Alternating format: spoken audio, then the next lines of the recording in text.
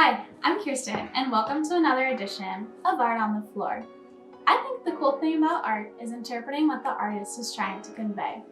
Art isn't just about what we see at face value, but there's something deeper at play the artist is trying to communicate to us, whether it be through symbolism or codes. The Ndebele people of South Africa and Zimbabwe are a great example of this. If you look at our marriage apron, you'll just see beautiful, vibrant colors, a geometric shape, and think maybe that's about it. But it's not. The Ndebele women would paint their houses and adorn their clothing with these vibrant, beautiful geometric shapes that were actually a rich visual language. During British colonialism and oppression, these were ways for them to communicate to their community members without the British awareness.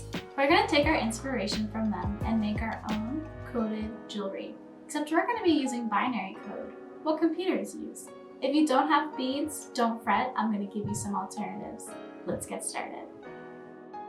To get started, you need scissors, a marker, string or yarn, beads, and a printable worksheet which is going to help you decipher whatever you want to convey.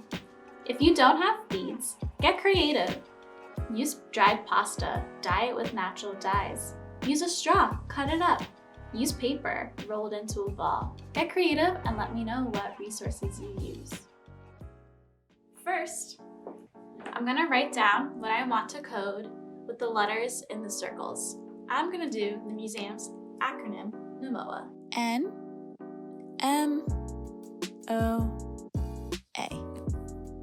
Then, I'm going to match the letter to the chart and copy the boxes. For N, I have a colored in square, empty, 2 colored in, 3 empty, 1 colored in. And I'm going to repeat the process for all my letters referring to the chart.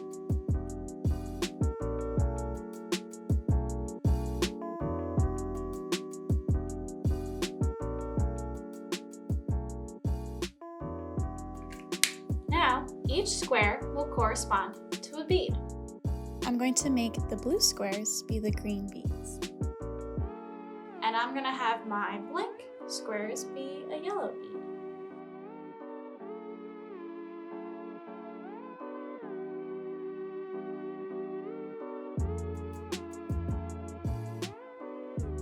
And now I know which order to string my beads. So I'm going to prepare my string by tying a large knot in one end so that the beads can't fall through. And then I'm going to wrap some tape around the other end of my string. This step is optional, but I find that it helps keep the string together when you go to bead it, just kind of like how a sewing needle would act. So now I string. I want to differentiate my letters, and to do that, I'm going to separate them by an orange bead. So now I follow the order.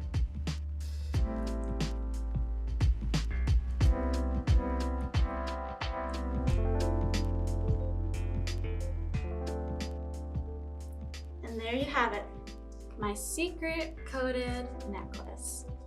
All you gotta do is just tie a knot. And there you have it.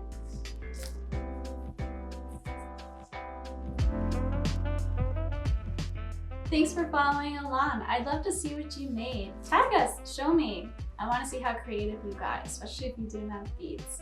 You can find us on Instagram and Facebook. Our handle is New York Museum Art, or you can hashtag us, NMOA, hashtag NMOA. At home, hashtag museum from home, hashtag stay home, hashtag art on the floor. I'm Kirsten, and thanks for following along. See you next time.